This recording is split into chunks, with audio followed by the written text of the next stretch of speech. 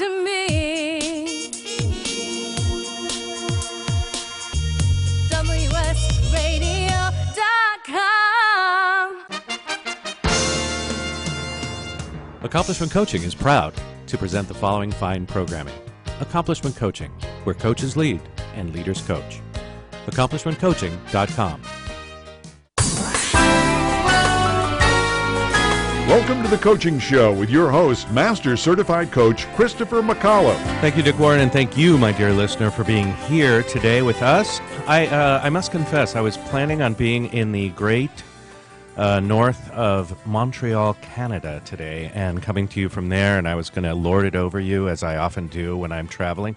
But alas, it was not to be. I'm back in my palatial studio here in America's finest city, San Diego, California, joining you.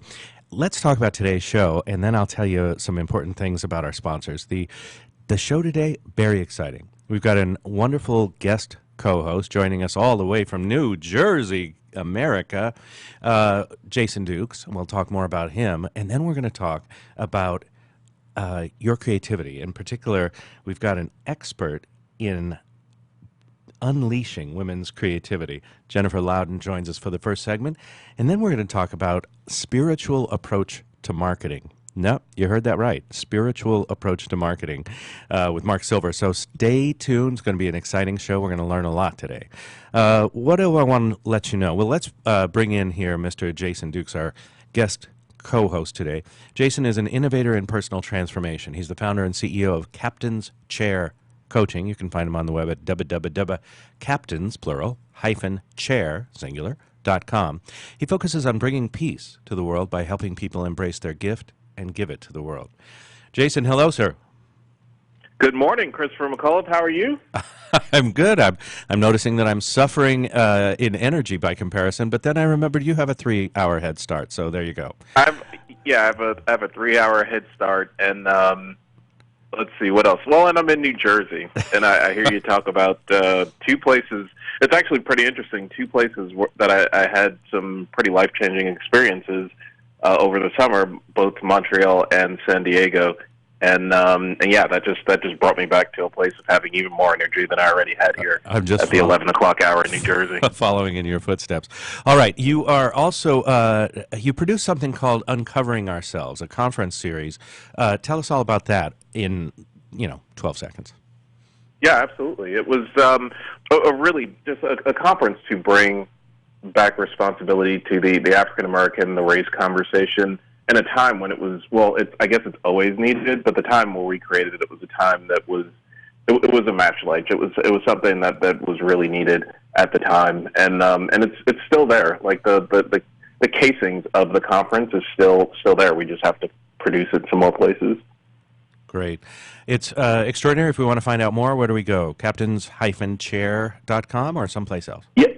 No, absolutely there. Okay. www.captains, plural, -chair, singular.com. Great. We should also let you know that people on the Twitter should look at Be Your Captain. Also, Facebook.com / Be Your Captain. And YouTube. You got a YouTube channel, Be Your Captain. Thinking maybe that Be Your Captain thing would work for you. All right. Be Your Captain work. Let's talk about our longtime sponsors and media partners in this here endeavor. I am so proud, pleased, delighted to be a media partner with the International Coach Federation. I know that you know how important that association is. It's the world's largest organization of trained professional coaches. It's a nonprofit organization that stands for the quality of coaching, and they do that by credentialing coaches, by accrediting coach training program, by providing CCEU certification, and by having one of the world's, I believe actually the world's largest treasure trove of research and information about the coaching profession. It's just a great opportunity for us to support the folks involved in the association. The International Coach Federation is also known as the ICF, and you can find them on the web at www.coachfederation.org. That's coachfederation.org. I think I've told you it's the leading global organization dedicated to advancing the coaching profession. And they do that by setting high standards, by providing independent certification and accrediting and credentials, and by building a worldwide network of trained coaching professionals. And that's one of the things I love is that no matter where I go, when I was in Paris, France recently, or if I had gone to Montreal, I would have hung out and contacted the local chapter leaders and found out what kind of events were going on, had a little coffee or tea with the chapter leaders, because I know those are people committed to the development of the coaching profession. It's the world's largest organization, and as such, I think it elicits instant credibility for its members like me. If you're committed to the coaching profession, if you're committed to developing as a professional, the ICF is committed to connecting professional coaches with the tools and resources we need to succeed in our careers. To learn more about the ICF, to stay up to date on the latest news and events, and to get information about ICF Converge, which is the worldwide, the global conference happening this August in Washington, D.C. And Jason, you know what a joy it can be to be in Washington, D.C. in August. Check it out at coachfederation.org or follow them on the Twitter by going to at ICFHQ. They are at ICFHQ. We are also pleased and proud to have an ICF representative on our show each month. This month we talked with the strategic regional director of the Americas and learned how strategic they can be. All right, the other thing we want to do, Mr. Dukes, is shout out to Accomplishment Coaching, a longtime sponsor of this program, over 15 years, I think, as a sponsor of this program. Listen, if you're like me, well, God help you. But if you are, you're looking for, when you want to get coach training, you're not looking for the cheapest or the most, anything. You're looking for the finest. And the finest coach training in the world from its inception is provided at Accomplishment Coaching. If you're looking for the Oxford, the Harvard, the Yale, the Stanford, whatever you consider to be the finest education in the world, look at Accomplishment Coaching for your coach training. It's not a modular program. It's one big program. It's an extraordinary program with more hours, more coaching of you, more coaching by you, more reading, more learning, more educational hours, and more in-person hours than any other program out there. Jason, do this with me. What cities is Accomplishment Coaching in? Where can people go and actually observe the coaches training program and process? Yeah, absolutely. You can observe it in New York, Chicago, San Diego, Seattle, and Victoria, British Columbia, Canada. Very good. You left one out, which is our nation's capital, Washington, D.C. Oh, man, Washington, D.C. Well, you said Washington in August, and then you checked it off. Erased it, deleted it. Yeah, checked it off. Gotcha. All right. So check it out, accomplishmentcoaching.com. And I know one of the things Jason and I love about them is that they will actually, you could just go and observe the training program in process. No money, no obligation. You can check it out before you choose your coach training program. And I highly recommend it. Once again, that's accomplishmentcoaching.com. All right. Well, yeah, both of these programs changed my life. If I can just put that in for 15 seconds this time. For me, the ICF, I live in New Jersey, so I can be both New Jersey and New York chapter and have an opportunity to be a part of both. And so if you live anywhere in a bi-state area, you can do that. But the local chapters of the ICF are an extremely amazing resource for professional coaches out in the world. And then Accomplishment Coaching changed my life. Like, before the program, like everything that it took to get me into the program, when I was in the program, it changed my life, and then afterwards, too. So, Accomplishment Coaching for me was a life-changing experience. I just wanted to throw that in. Look at that testimonial right there. Ladies and gentlemen, right there. Jason Right Dukes, here. captains-chair.com. All right, let's get to it. I am so delighted to have our first guest with us, and I believe for the first time, of course, my memory isn't what it once was. Jennifer Louden is an author, a teacher, a full-fledged ambassador for helping creative women get their scary shit done. For over 26 years, Jen has taught over 1 million women through her books, communities, and writing retreats how to improve their writing, find greater focus, create human-scaled routines that support the creation of extraordinary lives. We're delighted to welcome to our microphones Jennifer Louden. Hello. Hi. Good morning. Good morning. You're here. Good you're morning. Here with a couple of dudes talking Hey, about dudes. empowering. Let's talk about dude stuff. All right. Well, here's my. I actually have nothing to say about dude stuff, but I could listen to you two. Please, no more of us. Jen, first of all, thanks for joining us. Look around outside. Where do you find yourself today? I live near Boulder, Colorado. I can see Oh, Long's Peak from the corner of my little office window. It is a brilliant spring day, and all kinds of migratory birds are coming through right now. And it's just the perfect time to be in Colorado. Lots of wetness right now. We've had a lot of rain and snow recently, so it's just lovely. gorgeous. Sounds gorgeous. I would like to be there now. But, our president is trying to build a wall to keep those birds out. We'll see. Let's talk about, let's talk Please let's about, not talk about politics. I'm so trying to wean myself to the news right? only at noon, not before. Oh, gosh. And every day there's something. You Every can't take a day, day off. and you Right? go away for an hour and you come back and there's something new. Yeah, stuff's Yeah. falling apart everywhere. Let's move on. Okay. I want to start, and forgive me, Jason, you're going to have to punch your way in here because I'm going to jibber That's jabber. okay. But Jen, here's my deal. For a couple of decades, people have suggested that I write a book, and so I want to start with why write? Because to me, it seems like a horrible idea. People will criticize you. People will, rate and evaluate your abilities and your ideas. Ugh. Why write? Well, I actually always start asking with that exact question when I coach someone or have someone at a retreat. Why do you want to write X, this essay, this book, etc.? It's actually a really important and personal question. So I'll ask you, why do you want to write a book? So what, everybody else wants you to write a book? Who cares? Yeah, it seems fraught with peril. So I noticed that mostly I don't want to write because I'm scared. And if I were to write a book, it's almost like have you read those books that like I don't know, Randy Pausch's The Last Lecture, things that people write for their kids. I kind of have that a little bit. Like I want my kids to have sort of a legacy guide, for life and the lessons I've learned. But as far as like my ideas, thoughts, and distinctions in life, I feel like I don't want people to steal and or bastardize those. I want those to remain pure, even if nobody knows about them. Maybe Yeah, that's that's the a deal. that's very common. My image for that is always of a box up on a very high shelf in a closet, and the dream gets to stay in the box, and it doesn't get dirty or dusted or dented, but it also is dead. Only You know what? Actually, I'm going to jump in Good. along with Christopher because Christopher actually. It's funny to hear you say that, Christopher. You have a coach training program, and with the ICF, there's a lot of your information out into the world. Like, what do you say to someone that like the book may already be written? It's actually just compiling some of the stuff that's already done to create one piece of work or a series of work. Well, I would say two things. It's not just compiling. To really create a book that works structurally and with stories and integrity, and it becomes something that you're proud of, is more than compelling. Compiling. It is compelling.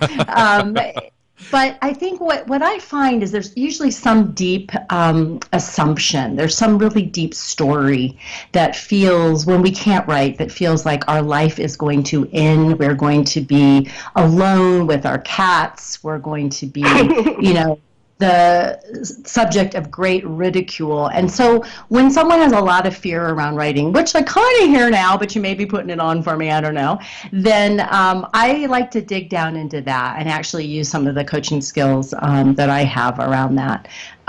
Because you don't have to write. You don't have to write a book. We live in a time when there's so many wonderful ways to teach and get your information out there. And obviously you're doing it right here, right now with your show and your coaching training and everything else. But when that inkling keeps coming up, I'm always really curious. What is it about that form? What is it about that dream? And what is it about the deep fear? And I find that almost always I can work it through with people if they're really willing to stick with it. So Yeah, I don't know that Jennifer, it helps you at all.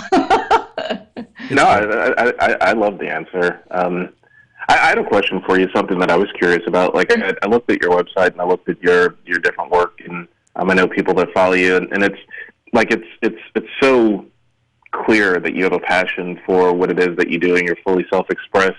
Was it always that way, or was there actually like an event or something that happened in your life where you made the decision to be the way that you are now?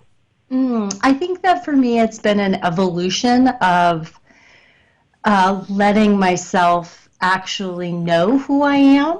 And this is so tender that you asked me this, because I'm actually in the process of writing a memoir. Whether it'll ever see the light of day or whether I'll conventionally publish it, No idea, but working really hard at the craft of writing this memoir. And one of the themes is having, published 8 books and have 1 million copies in print around the world and blah, blah, blah.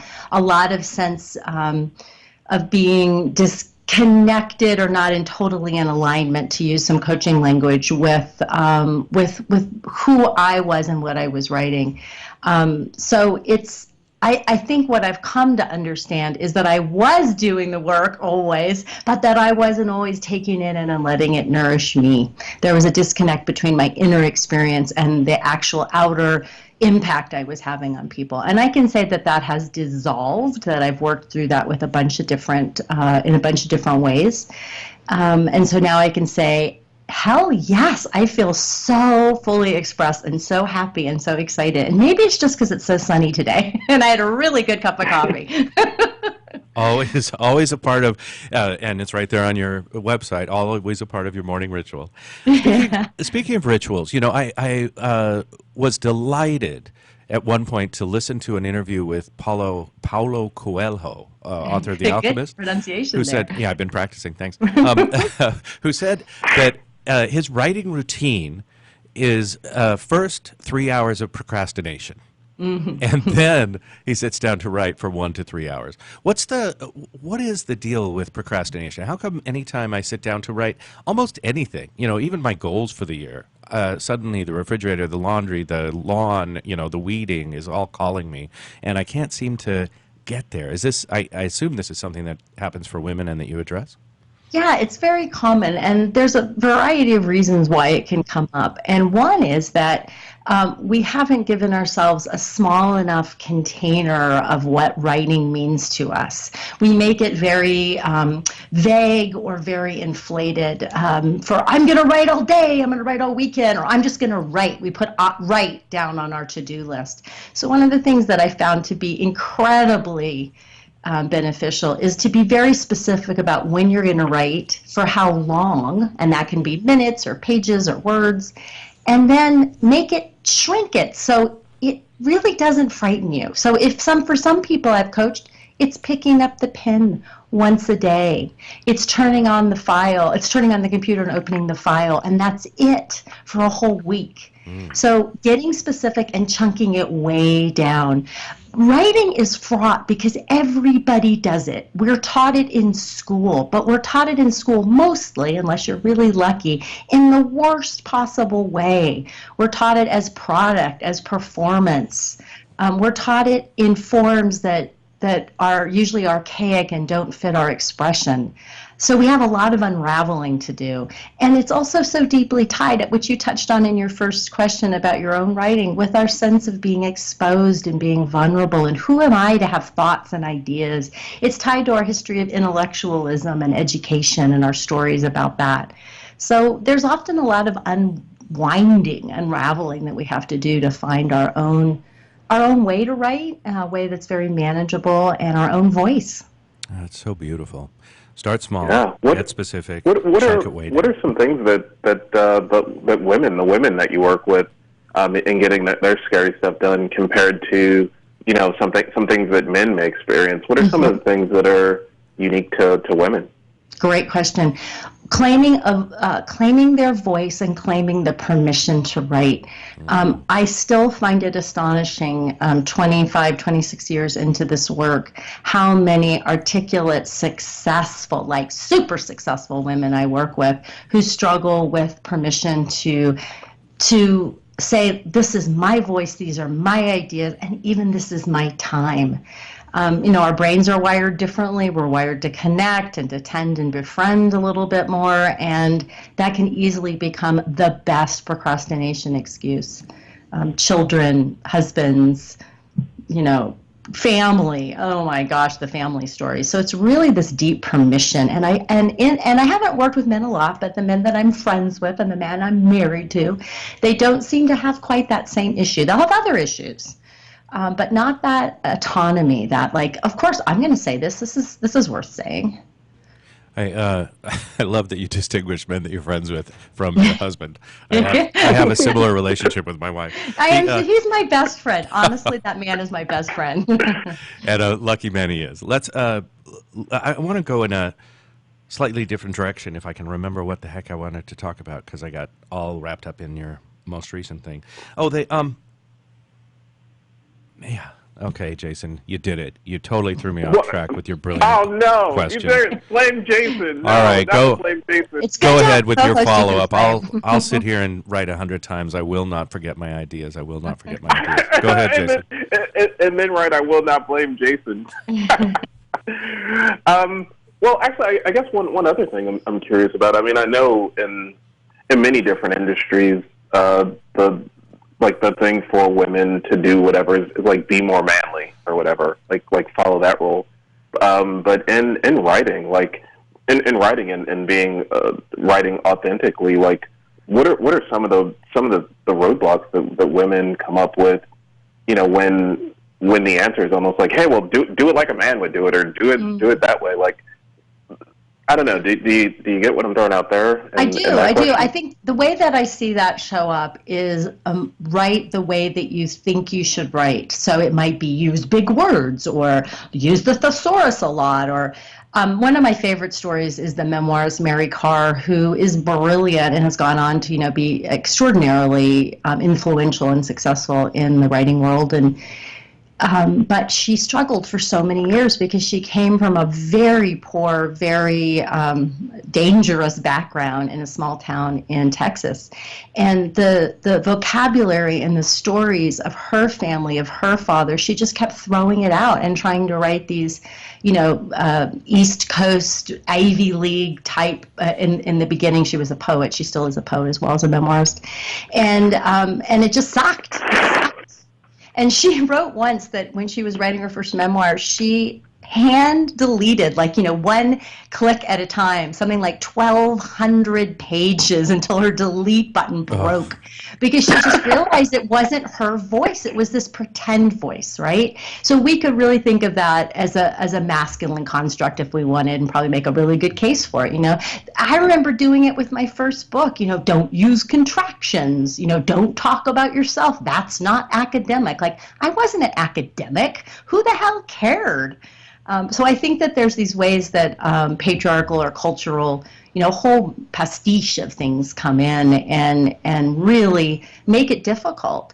And it's not that we're going to write the way we speak. Of course, writing is a different form than the conversation, for example, we're having right now. It would look pretty terrible if we copied it on paper.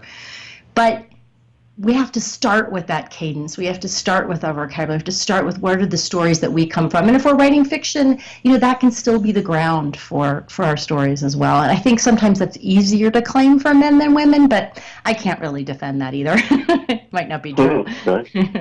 There's certainly a lot of myths around writing and around the creative process. What's the biggest myth that you would love to dispel and just tell everyone this is not a thing? And conversely, what's the one thing that you would have every creative person or creative writer take on? How dare you ask me two questions at one time? You think I can put those in my head? I have to catch up to Jason. That's my plan. Come on. No one's keeping score. I am. Oh, boy, stop. I think the biggest myth would be that whatever myth is keeping you from expressing yourself. I love Jason saying fully express. It's one of my favorite phrases. What is the myth for you? Is it that you have to write every day? Well, if that doesn't work for you, then throw that myth out. Stephen King preaches that in his famous writing book. Great, Stephen, great. Glad it works for you. Doesn't work for me. I need to take the weekends off. Is it, I need to be a drunk to write? Well, maybe that doesn't work for you. What are the myths that you're carrying?